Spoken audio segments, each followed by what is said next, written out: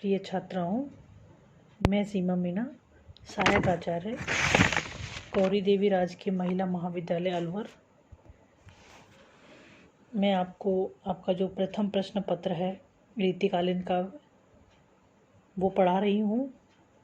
और आज हमारा जो व्याख्यान का विषय है वो है महाकवि भूषण, जिस पर आधारित कुछ व्याख्याएं। हमने पिछले व्याख्यान में भी महाकवि भूषण पर आधारित व्याख्याएं की थी और आज के व्याख्यान में भी हम भूषण पर आधारित व्याख्याएं ही करेंगे। तो उसके लिए आप पेज नंबर 48 देखिए।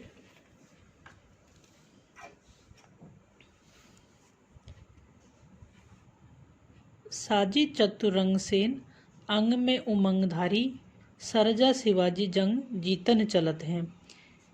भूषण भनत नाद विहद नगारन के, नदी नद मद गवरन के रलत हैं। एल फैल खैल भैल, खलक में गैल गैल, गजन की ठैल पैल सैल उलसत हैं। तारा सो तरनी धरी धुरी धारा में लगन जिमी, थारा पे पारा पारा वार यूँ हलत हैं। यहाँ पर जो कवि भूषण हैं वो जो शिवाजी जो राजा हैं उनका शौर्य का, उनकी विजय यात्रा का, उनकी सेना की विशालता का वर्णन करते हुए कहते हैं, साजी चतुरंगसेन, जब शिवाजी की चतुरंगनी सेना को, अर्थात चतुरंगनी सेना जिसमें चारों प्रकार की सेना हो, पैदल सैनिक, रथ सेना, अश्वारोही सेना यानी अश्व जिसमें हो यानी घोड़े, और रथ गज सेना यानी हाथियों वाली सेना, जो चारों प्रकार की जो यानी चतुरंगी जो सेना है, जब सज धज कर यानी युद्ध के लिए अपने अंग में उमंग भरी, अपने अंगों में उमंग धारण करने, अपने अंगों में उत्साह धारण करके, अपने अंगों में उत्साह भरकर सरजा शिवाजी जंग जीतन चलत हैं। अत्यधिक उमंग भर के जो शाहजी के पुत्र शिवाजी हैं वो युद्ध जीतने के लिए चलते हैं, वो शत्रु पर विजय पाने के लिए चल पड़ते हैं। साजी चतुरंगनी सेन, शिवाजी की जो चतुरंगनी सेना है, शिवाजी की जो चतुरंगनी सेना है जिसमें पैदल सैनिक, रथ सेना, अश्वारोही घोड़े वाली सेना और गज सेना यानी हाथी वाली सेना, जब सज धज कर चलती हैं और जो सैनिक हैं वो अपने अंगों में अत्यधिक उमंग रखकर बड़े उत्साह के साथ शत्रुओं से युद्ध जीतने के लिए चल पड़ते हैं, तो उस समय जो उनकी जो शोभा है वो कैसी दिखाई देती है, अनोखी दिखाई देती है, उसका वर्णन कवि करते हुए यहाँ कहते हैं, भूषण भनत नाद विहद नगरन के। कवि भूषण कहते हैं, भनत यानी बजते हैं, नाद यानी नगाड़े, यानी युद्ध में जो नगाड़े बजते हैं, भनत यानी बजते हैं, नाद यानी नगाड़े, विहद यानी विशाल नगाड़ने की, यानी युद्ध जब वो चलते हैं तो युद्ध के लिए प्रस्थान करते समय उनके नगाड़ों की आवाज़ है वो चारों ओर गूंजने लगती है। नदी नद मद गवरन के रलत हैं, रलत यानी फैलते हैं, विस्तृत यानी फैलते हैं, बिखरते हैं। नदी नद यानी नदी नाले, मद यानी मद, गवरन यानी हाथियों के गंडस्थल से जो बहने वाला जो मद है वो इतना अत्यधिक है, ऐसा लगता है जैसे उन्होंने नदी नालों का रूप धारण कर लिया हो। उनके हाथियों की मद धारा, बड़े बड़े नदी नाले, ऐसा लगता है कि उनके हाथियों के गंडस्थल से निकलने वाला जो मद धारा है वो बड़े बड़े नदी नाले बन जाते हैं। अर्थात उनकी जो सेना है उसमें हजारों हाथी हैं जिनके गंडस्थल से बहने वाला जो मद धारा है वो बड़ी बड़ी नदियों का आकार धारण कर लेता है। एल फैल खैल भैल, खलक में गैल गैल, उनकी जब वो सेना उनकी प्रस्थान करती है तो बहुत अधिक भीड़ बढ़ जाती है, यानी एल फैल खैल चारों ओर फैले रहते हैं। खलक में गैल गैल, उनकी जो सेना है जिसमें हाथी घोड़े पैदल सैनिक हैं उनकी भीड़ आपस में वो टकराते चलते हैं, इस कारण गैल गैल यानी गली गली में, इसी कारण खलबली मची रहती है, इसे गली गली में उनका सेना का शब्द गुंजायमान होता रहता है। गजन की ठेल पैल सैल उलसत हैं। गजन यानी हाथी, हाथियों की ठेल पेल से सैल यानी पर्वत, उलसत यानी उखड़ते हैं। हाथियों के आपस में टकराने से, हाथियों की रेल पेल से ऐसा लगता है जैसे बड़े बड़े पहाड़ भी उखड़ जाते हैं। तारा सो तरनी धूरी धारा में लगत जिमी, थारा थारा पर पारा पारावार यूं हलत है। तारा तारा तरनी धूरी धारा में लगत है। जो सूर्य है, तरनी जो सूर्य है वो उसका जो अत्यधिक धूल उड़ने के कारण, धूरी धूल, धारा यानी धरा पृथ्वी, ऐसा लगता है जो सूर्य है उसका जो प्रकाश है वो भी अत्यधिक धूमिल पड़ जाता है। क्यों? क्योंकि उनके हाथी घोड़ों के चलने से जो धूल उड़ती है उसमें जो सूर्य है वो भी अत्यधिक धूमिल पड़ जाता है। वो ऐसा लगता है जैसे कोई छोटा तारा टिमटिमाता हुआ दिखाई दे रहा हो। थारा पर पारावार यू हलत है, हलत यानी हिलना। ऐसा लगता है कि जैसे समुद्र उस धूल के कारण, जो समुद्र है वो भी पारावार, जो समुद्र है वो भी उस धूल के कारण थारा यानी थाली पर रखे हुए पारे की बूंद यानी पानी की बूंद के समान हिलता हुआ दिखाई देता है। यानी जो समुद्र है वो भी संपूर्ण पृथ्वी पर ऐसा लगता है जैसे पानी की एक बूंद बहुत छोटा दिखाई देता है, जिस सभी और धूल के कण चमकते रहते हैं। अर्थात सेना के चलने से सारे आकाश में धूल छा जाती है और इसी कारण सूर्य का जो प्रकाश है वो भी धूमिल पड़ जाता है और वो छोटे तारे के समान दिखाई देता है। और धरती पर जो खलबली मची रहती है उससे जो समुद्र है वो थाली पर रखे हुए पानी की तरह हिलने लग जाता है। यानी कहने का मतलब ये है कि जो शिवाजी की जो सेना है जो युद्ध जीतने चलती है तो उसका बहुत ही वीरतापूर्ण वर्णन किया गया है और उसका ऐसा लगता है कि बहुत विशाल सेना है, उसमें चतुरंगी सेना है जिसमें हाथी घोड़े पैदल सैनिक गज सैनिक यानी चारों प्रकार की जो सेना है जो सुसज्जित होकर अपने अंगों में उमंग भरकर चलती है। तो ऐसा लगता है कि विशद नगाड़ों की आवाज़ है वो चारों ओर फैल रही है और जो नदी नाले उनके हाथियों के गंड स्थल से निकलने वाला जो मद है ऐसा लगता है जैसे नदी नालों का रूप धारण कर रखे हों और सभी यानी संपूर्ण चारों और संसार में यानी सभी जगह ऐसा लगता है उनका जो भयानक नाद है वो सुनाई दे रहा हो। और हाथियों के चलने से आपस में रेल पेल से आपस में टकराने से ऐसा लगता है कि जैसे पहाड़ उखड़ रहे हों। इतना अत्यधिक चमकने वाला सूर्य भी एक छोटे तारे की भांति दिखाई देता है क्योंकि अत्यधिक धूल उड़ने के कारण उनका जो प्रकाश है वो भी मध्यम पड़ जाता है और इतना विशाल जो समुद्र है वो भी पृथ्वी पर छोटे से पारे की बूंद के समान हिलता हुआ दिखाई देता है। तो यहाँ पर शिवाजी की वीरता का, शिवाजी की युद्ध यात्रा का वीरतापूर्ण चित्रण किया गया है। इसमें कवि की कल्पना भी है और चमत्कार शक्ति भी है। ऊंचे घोर मंदिर के अंदर रहनवारी, ऊंचे घोर मंदिर के अंदर रहती हैं। कंद मूल भोग करे, कंद मूल भोग करे, 3 बेर खाती हैं, तब 3 बेर खाती हैं। यहाँ पर जो कवि हैं भूषण वो जो शत्रु पक्ष की जो स्थिति है यानी शिवाजी की वीरता के बाद उनके शौर्य का गाथा सुन के जो शत्रु पक्ष का जो स्थिति है उसका वर्णन करते हुए यहाँ पर जो शिवाजी हैं वो शत्रु पक्ष की दुर्दशा का वर्णन करते हुए कहते हैं कि ऊंचे घोर मंदिर के अंदर रहनवारी, जो शत्रु पक्ष की जो स्त्रियां हैं वो पहले शत्रु पक्षी से पहले ऊंचे ऊंचे महल, मंदिर यानी महल, ऊंचे घोर, घोर यानी भयानक, जो पहले ऊंचे ऊंचे जो अत्यधिक ऊंचे थे उन मंदिरों में उन घरों में रहती थी, निवास करती थी। ऊंचे घोर मंदिर के अंदर रहती हैं किंतु अब वे भयभीत होकर ऊंचे पर्वतों की घनघोर गुफाओं में रहती हैं। कंदमूल भोग करे, कंदमूल भोग करे, 3 बेर खाती तब 3 बेर खाती हैं। यानी जो शत्रु पक्ष की स्त्रियां हैं पहले कंदमूल भोग करे, पहले मीठे मधुर कंदमूल मिश्री संबंधित यानी पहले मीठे मधुर भोजन खाती थी। कंदमूल भोग करे, अब वे जंगलों में भटकती हुई पेड़ पौधे यानी जड़ों आदि को खाकर अपना गुजारा करती हैं। 3 बेर खाती तब 3 बेर खाती हैं।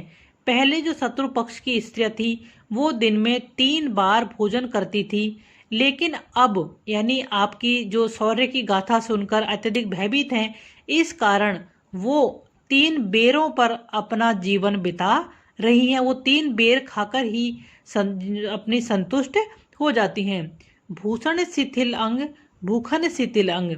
जो शत्रु पक्ष की नारियां थी, जो शत्रु पक्ष की स्त्रियां थी, पहले भूषण शिथिल अंग, उनका जो अंग है, उनका जो शरीर है, वो अत्यधिक आभूषण धारण करने के कारण बोझ से जकड़े रहते थे, बोझ से लदे रहते थे उनके अंग। भूखन शिथिल अंग, लेकिन अब वही अंग भूख के कारण, अत्यधिक भूखी रहने के कारण, भूख की पीड़ा से उनके जो अंग है वो ढीले पड़ गए, शिथिल हो गए हैं। विजन डुलाती थे वे विजन डुलाती हैं। पहले जो शत्रु पक्ष की जो स्त्रियां थी वो राजमहलों में रहती हुई दूसरों से विजन पंखा डुलाती थी, विजन डुलाती हैं। अब वो निर्जन जंगलों में अकेली डोलती भटकती रहती हैं। भूषण भनत शिव राजवीर तेरे तास, नगन जड़ाती तवे नगन जड़ाती हैं। जो शत्रु पक्ष की स्त्रियां थी वे पहले निर्जन जंगलों में अकेली डोलती भटकती रहती हैं। जो शत्रु रमणियां पहले हीरे मोती के आभूषणों से सजी धजी रहती थी, वो तेरे त्रासे यानी तेरे भय से नगन जड़ाती थे। वे नगन जड़ जो पहले हीरे जवाहरातों से जड़ी रहती थी, अब जंगलों में नंगे शरीर से जाड़े की रात में ठुठुरती हुई दिखाई देती हैं। तो यहाँ पर जो शिवाजी हैं उनकी वीरता का, उनके शौर्य का अत्यधिक यानी अतिशयोक्तिपूर्ण वर्णन किया गया है। और जो शत्रु पक्ष है उसको जो भय है उसका भी बहुत ही अच्छा वर्णन किया गया है। उत्तरी पलंग जे न दियो है धरा पे पग, सोई निस दिन सग बग चली जाती हैं। यहाँ पर भी जो शत्रु पक्ष की स्त्रियां हैं उनका वर्णन किया गया है। उत्तरी पलंग जे न दियो है धरा पे पग, कि जो स्त्रियां, शिवाजी की यहाँ प्रताप का, वीरता का वर्णन है कि शिवाजी के आक्रमण के भय से जो शत्रु पक्ष की जो स्त्रियां अत्यंत भयभीत रहती हैं, इस कारण से जो शत्रु की स्त्रियां पहले कभी पलंग से उतरती ही नहीं थी। दियो धरा पे पग, धरा यानी पृथ्वी, उन्होंने कभी पृथ्वी पर कदम यानी वो पृथ्वी पर कभी एक कदम भी नहीं चलती थी। सोई निस दिन सग बग चली जाती, सग बग यानी भयभीत होकर, वही निस दिन, निस यानी रात, दिन यानी दिन, वही स्त्रियां भयभीत होकर रात दिन चलती रहती हैं, रात दिन पैदल चलती रहती हैं। अति अकुलाती मुरझाती ना छिपाती बात ना सुहाती, बोले अति अन्न खाती हैं। शत्रुओं की जो स्त्रियां हैं शिवाजी के भय से बहुत अत्यधिक व्याकुल रहती हैं, अपने पति और पुत्र आदि की चिंता में मुरझाती हैं, छिपाती गात, और अपनी विपन्न हालत यानी कि अपनी विपन्न स्थिति के कारण उनके पास इतने कपड़े भी नहीं हैं कि वो अपने शरीर को, गात यानी शरीर को ढक सकें, छुपा सकें, अर्थात उनके पास ओढ़ने पहनने के लिए भी अब कुछ वस्त्र नहीं है। बात ना सुहाती, बोले अति अन्न खाती हैं, उन्हें कोई भी बात अधिक अच्छी नहीं लगती, उन्हें कोई भी बात अच्छी नहीं लगती, और वे भय से युक्त रहने के कारण बिना भोजन किए ही अन्न खाती, बिना भोजन किए वो बिना भोजन किए ही रहती हैं। भूषण भनत बलि साहा के सपूत सिवा, तेरी धाक सुने अरे नारी बिल लाती हैं। कवि भूषण भनत कहते हैं कि जो शिवाजी के, शाहजी के पुत्र शिवाजी हैं वो कैसे हैं, अत्यधिक बलशाली हैं, और उनकी धाक सुनकर जो शत्रु पक्ष की स्त्रियां हैं वो अत्यधिक व्याकुल रहती हैं, अत्यधिक भयभीत रहती हैं। जो न हमें न जाती वे ही धूपे चली जाती पुनी, जो न मैं न जाती, जो कभी चांदनी में भी नहीं चलती थी, यानी चांदनी में भी चलने पर जिन्हें थकान महसूस होती थी, धूपे चली जाती पुनी, वो स्त्रियां अब धूप में आराम से, यानी जो स्त्रियां कभी चांदनी में भी चलने में थकान महसूस करती थी, परंतु अब तुम्हारे भय से तेज धूप में चलने में भी संकोच नहीं करती। को करे घाती, को रोती पीटी छाती है, कोई अपने ऊपर, कोई एक दूसरे के साथ घात यानी वैर भाव मोल करती है, विश्वासघात करती है।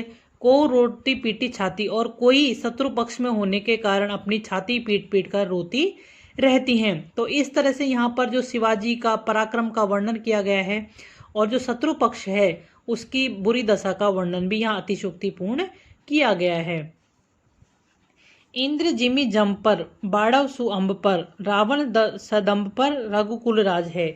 यहाँ पर भी जो शिवाजी हैं उनके शौर्य का वर्णन किया गया है। कवि भूषण कहते हैं कि इंद्र ने जिस प्रकार जम्बासुर नामक दैत्य पर आक्रमण करके उसे मारा था, बाड़व सुअंब पर, सुअंब यानी पानी, बाड़व यानी बड़वानल, पड़वानल की यानी बड़वाग्नि जैसे समुद्र के पानी को जलाकर सोख देती है, उसी प्रकार रावण सदम्ब यानी घमंडी जो रावण है, अहंकारी जो रावण है, उसको श्री राम यानी जैसे श्री राम ने उन पर आक्रमण करके उनका नाश किया था। पौन वारी वाह पर, बादलों पर वायु का जैसे प्रभुत्व रहता है, वायु के पौन यानी वायु यानी हवा, वारी वाह यानी बादल, बादलों के समूह पर जिस प्रकार वायु के वेग का प्रभुत्व रहता है। शंभु रति नाह पर, शंभु यानी शिव जी, रति नाह यानी पति, रति यानी रति के पति जो कामदेव हैं उन पर जिस प्रकार शिव जी ने यानी कामदेव को जिस प्रकार शिव जी ने भस्म किया था। जो शस्त्र बाहु पर राम द्विजराज हैं, जिस प्रकार शस्त्र बाहु राजा को परशुराम द्विजराज परशुराम ने आक्रमण करके मार दिया था।